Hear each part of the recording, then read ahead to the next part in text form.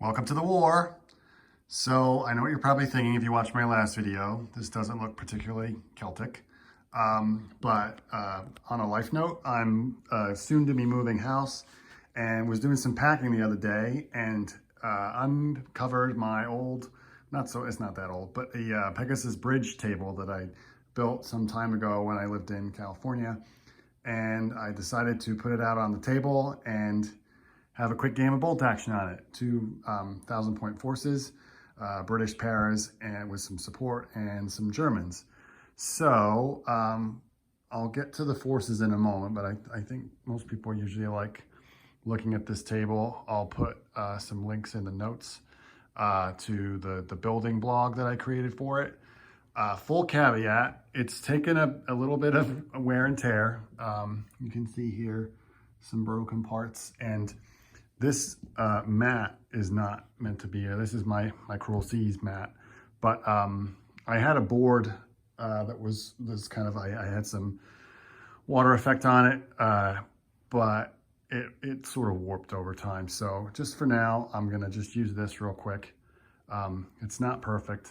I put a heck of a lot of time and care into building this thing, but so I'll get it back to normal. This bridge alone, my gosh, the amount of time, I've never painted any one thing so long in my, I think I spent like 2 weeks after work every night just painting gray. It really did take a while, but I think it was worth it. And then we've got the cafe gondry here that I also painted, and some trench works over here, another ruined building over there, and some trench works. And then the 5cm AT gun that we'll use there. So let's go take a look at the forces, and I'll explain what I thought we'd have a go at doing today. First up, we got the Germans. As I said, 1,000 points here. Not too atypical compared to your typical bolt action grenadier force, I think. I'll start at the back here. We've got a light howitzer, a veteran machine gun, I should say everything's veteran here, a sniper, 5 Fallschirmjäger, all armed with assault rifles, and then 1 unit of veteran grenadiers armed with rifles and 1 LMG, the chap in the middle there, and then this unit and this unit both contain 2 SMGs, 2 assault rifles, and 1 LMG. So they're fairly tooled up, and they're both veteran. Got a veteran second lieutenant, I believe he is, the Oberleutnant. Oh wait, no, just lieutenant, forgive me. And he's veteran. And then a flamethrower, and as I said before, the 5cm AT gun. It's a static position. We'll just put him there for now. All right, and then over to the Brits. Now this is where I thought we'd do things a little differently, or a little, I don't know, spice things up a little bit. It's a fairly static game, you know, with the Pegasus Bridge, right? The Germans are sitting on it, and the Brits come along and try to take it. So I thought I'd add a little bit of variety. So I brought along a little group of partisans. I will be using the infiltration rule and also allowing just this unit, they're fairly small and effective, to enter from turn 3 at any point along one side of the table.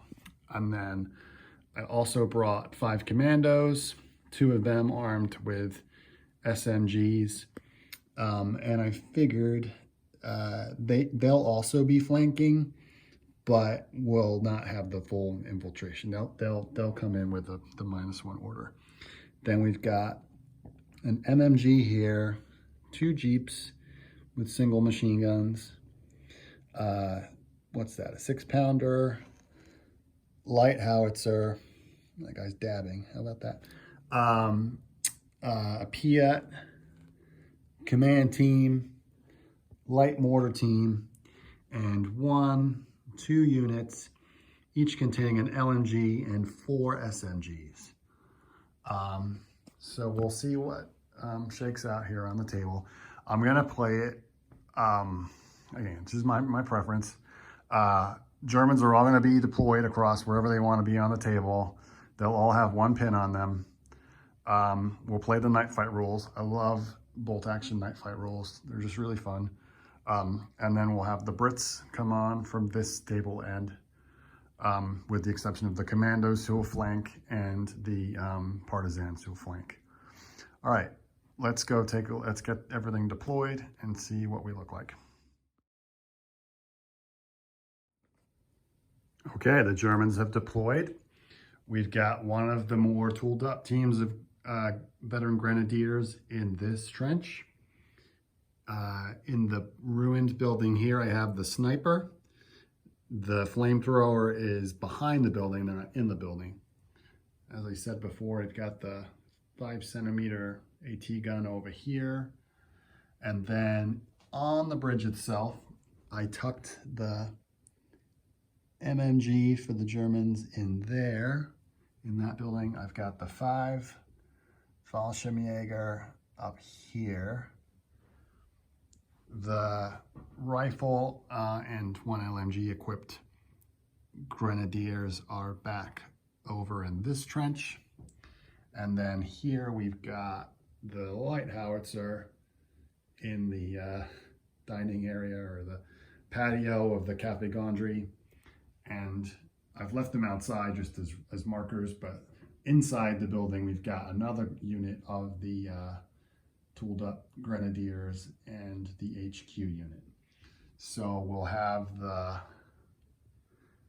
British Paras enter the table along this table edge, pulling dice as we go. I'll play for 6 turns. In terms of objectives, I've played this scenario or typical battles on the bridge games with this thing for some time now, and they're usually, while there may not be a specific telling moment, blowing up the bridge, securing the bridge, whatever, it's usually pretty telling who's in control of the bridge after 6 turns. And I'm going to be completely honest, usually both sides are completely hammered, so it'll be interesting to see how this works out. So I guess objective, if the British are in clear control of this bridge at the end of turn 6, then we'll call it for the Brits. If they're not, the Germans win. That's pretty much it. I think, as I said, both sides are 1,000 points. I think both sides have equal amounts of dice. I have to go back and count those, but either way, they're fairly competitive in the number of dice they got. They do have them all, I just remembered. And I am going to put a pin marker on every German unit just to start with, which probably won't be too much of a hindrance because they're all veteran, but you never know. So adds a little bit of flavor. All right, here we go. Let's see what happens in turn 1.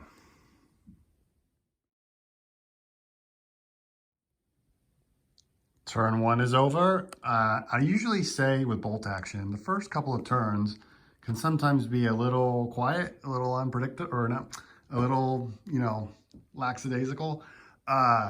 Not so in this game. This is action right from the start. So I also, just a caveat, I rolled what kind of night fight mission, and we're fighting with a flare. So turn 1 doesn't really mean anything. It's typical night fighting conditions. But starting the next turn, we could have daylight for a turn or so. So let me go over the British activations. So the heavy machine gun came on and took a wound from the sniper. Over here, the light mortar came on just fine. The 2 infantry squads or sections both came on without any issues. They ran. The one of the Jeeps came on, fired at the flamethrower, taking a wound. The 6-pounder came on, probably quite ineffective in this game. And over here, this was quite an interesting situation. The Piat team rushed over there looking to take it out. Obviously not quite getting the distance in this turn, but being spotted by the 5-centimeter gun, they did take some fire, but weren't wounded. For the Germans, They had, sorry, let me just finish the Brits. As I said, the commandos are in reserve still, as are the partisans. This Jeep and the pack howitzer failed to motivate to come on. And for the Germans, my gosh, the light howitzer failed to activate. The Fallschirmjäger up here failed to activate. The and this unit failed to activate, all not passing that. And again, and they're veterans, you'd expect them to do that, but they didn't. In terms of just keeping their heads down, the LMG, or sorry, the MMG just kept its powder dry, and the flamethrower moved over here, again, not being too close to anyone yet, but that sneaky Jeep whizzed on and took a casualty, or inflicted a casualty on them. As I said, the sniper inflicted a wound over there. And then over here, the heavily armed, that's the heavily armed group of grenadiers. They're advancing or running over here with the HQ in right behind them, and then the rifle and LMG group of grenadiers are here. So a lot going on right away, and we'll see how this plays out in turn 2. Again, trying to play this fairly from a narrative point of view. I think it would be cool to have the Jeeps bursting on the table, busting down the barricade there, or that thing, whatever, my mind's gone blank what that's called, and racing down the bridge, but they just get creamed. So I don't think we're gonna do that this time, but we'll see. I also don't want the Brits just come on and getting caught up in firefights for real no tactical advantage, which is somewhat mitigated by the fact that this grenadier group, which is, significant threat on this side of the table, didn't activate.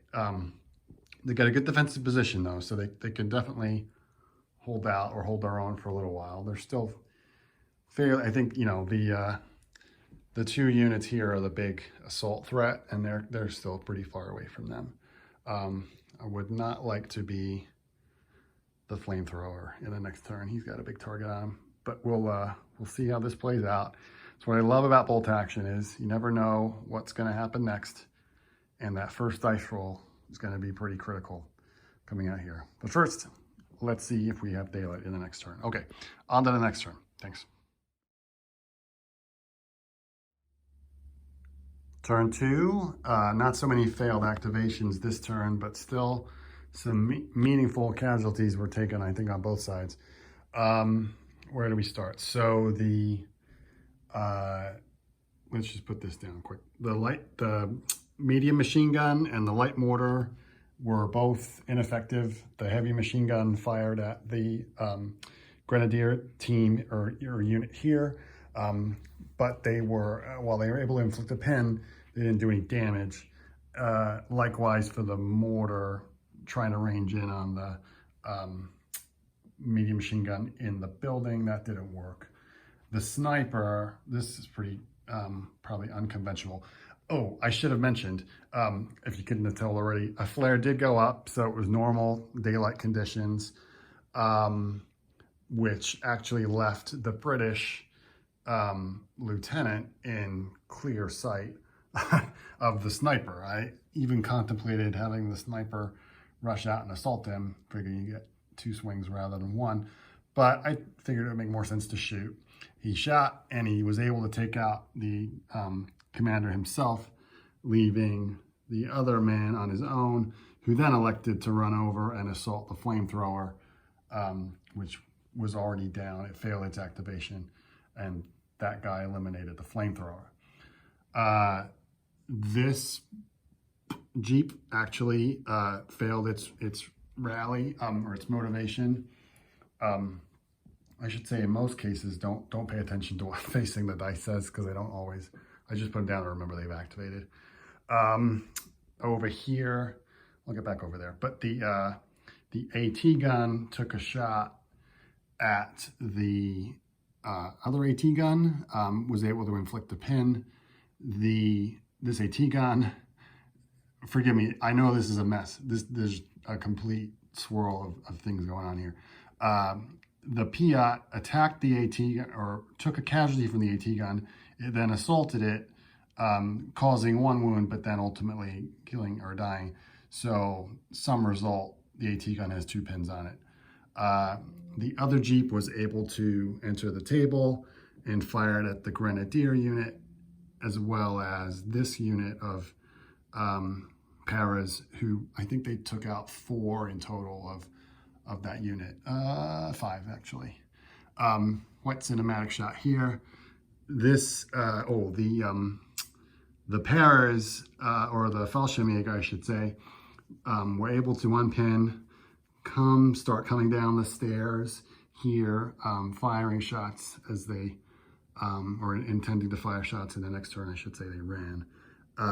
But this group of Paras moved in and assaulted, or fired on them, forgive me, and caused a few casualties there.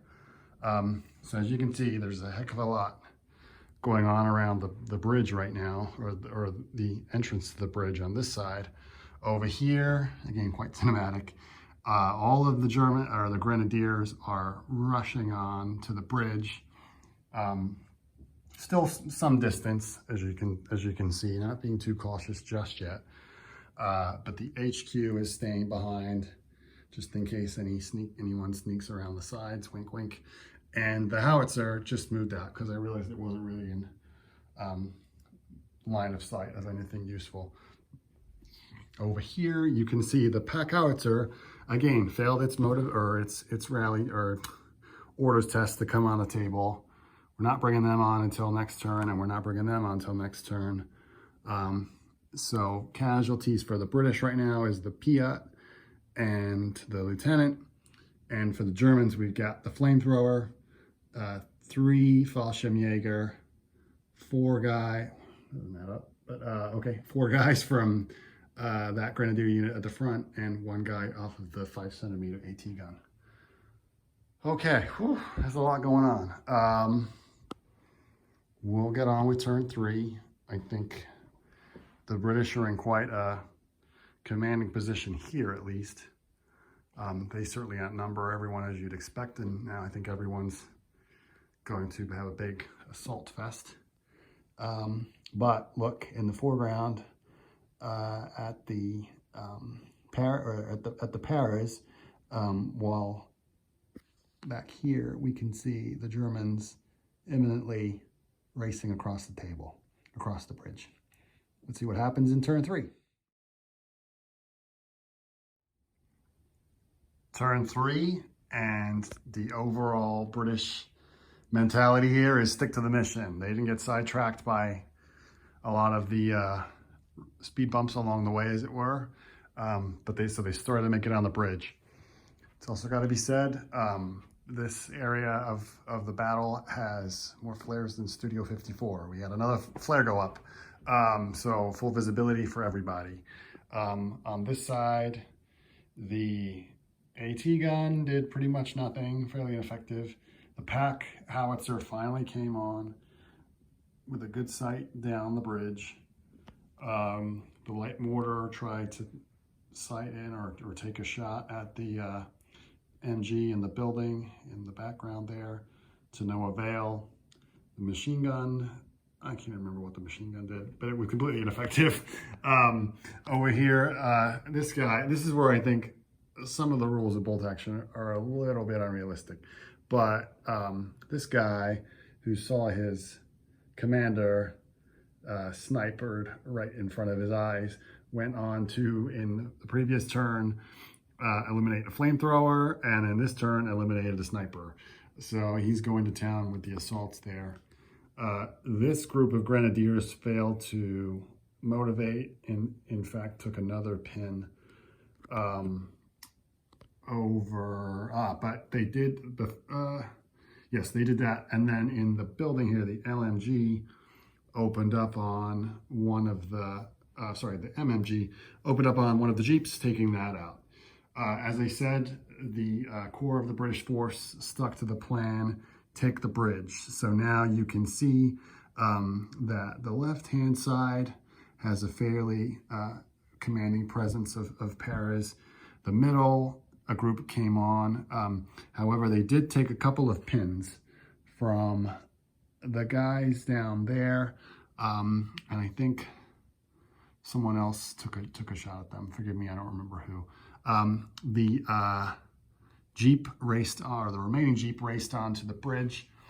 As you can see, the oncoming Germans, who are clearly going to be in the thick of it in the next turn, one took a wound or took a casualty.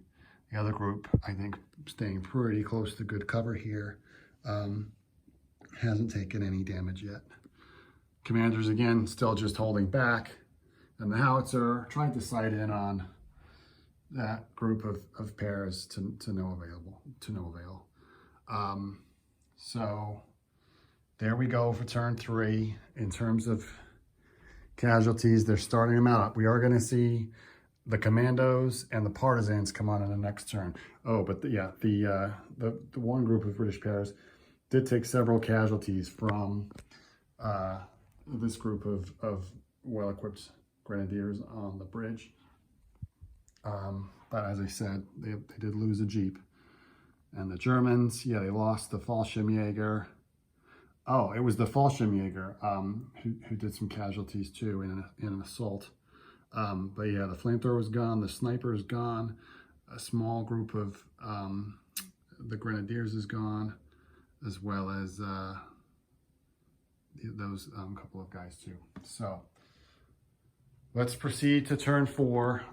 This might be the pivotal turn of the game. So we'll see what happens. I think both sides now have significant amount of troops on the bridge itself. Neither one fully in command. But we'll see what happens. On to the next turn.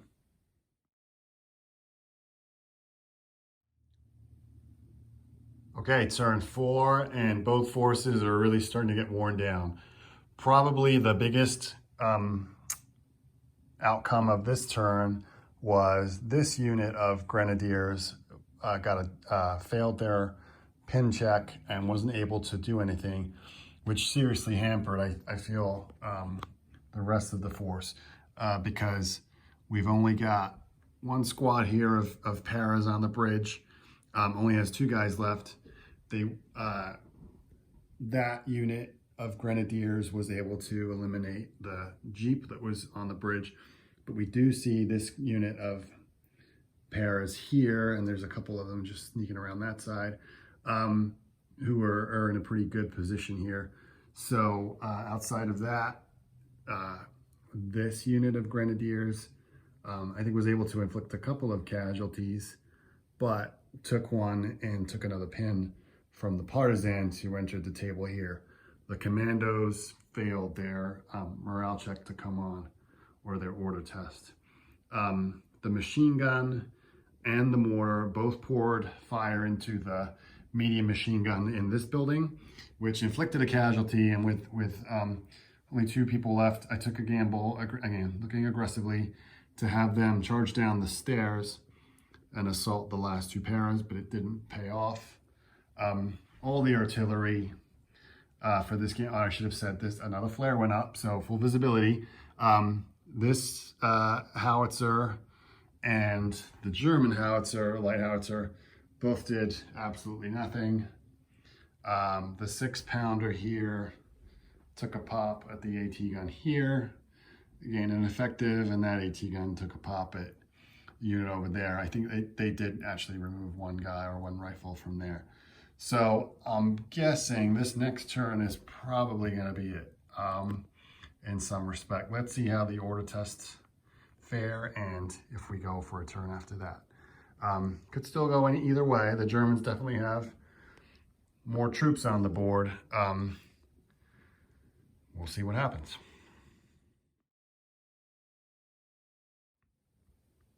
Turn 5. Night fighting rules were in effect, which hampered things a little bit. So, obviously no artillery was able to fire. So I advanced the howitzer for the British and the AT gun, the machine gun, and the light mortar. The commandos were able to come in, not the most theatrical of entrances or exciting of spots, all things considered, but they're running in alongside support of the partisans, who were able to shoot and inflict a couple of casualties on the grenadier unit that was here. That grenadier unit then was able to activate and assaulted the remaining two paras on that side of the bridge. This unit was able to put a pin marker on that unit of paras in there as well. The lieutenant was able to advanced,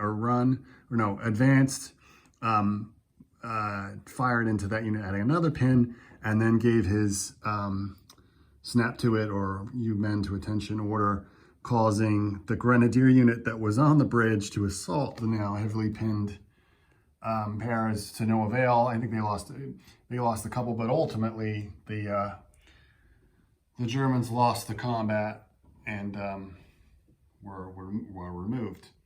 So again, arguably, the Germans have got more. I guess they really don't anymore. I guess this really could go anyway. We'll play one more turn and see what happens. On to turn 6.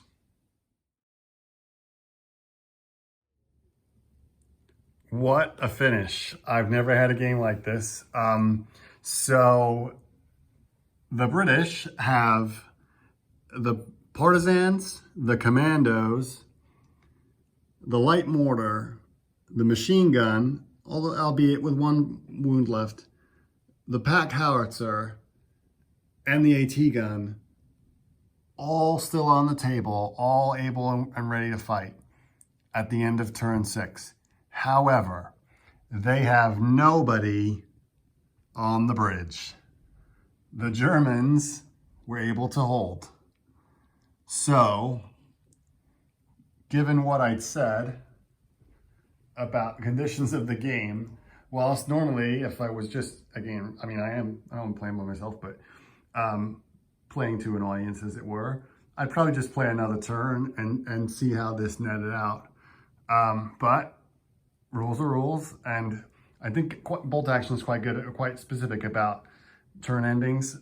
So at the end of turn 6, as I specified, despite all of this material still forcing down on the Germans, I'm gonna call it a German win. So let me know if you disagree. It could go either way. I can see both sides of the argument, as it were, but I think this really is considered a German victory. So there we have it. Typically bloody as these bridge battles normally are.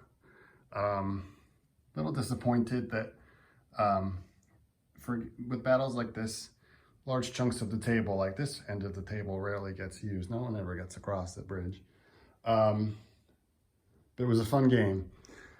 As I said, I'm in the process of moving house, so I might pack this up. I might have one more game. I've never actually played putting an allied force. I'd like to try this with Americans, putting them on the bridge, as it were, surrounded, and then seeing if they can hold on to it whilst the Axis forces push in from every side. That might be something worth gaming out. If I don't do it in the next week or so, then I might have to wait for that. But anyway, thanks for watching.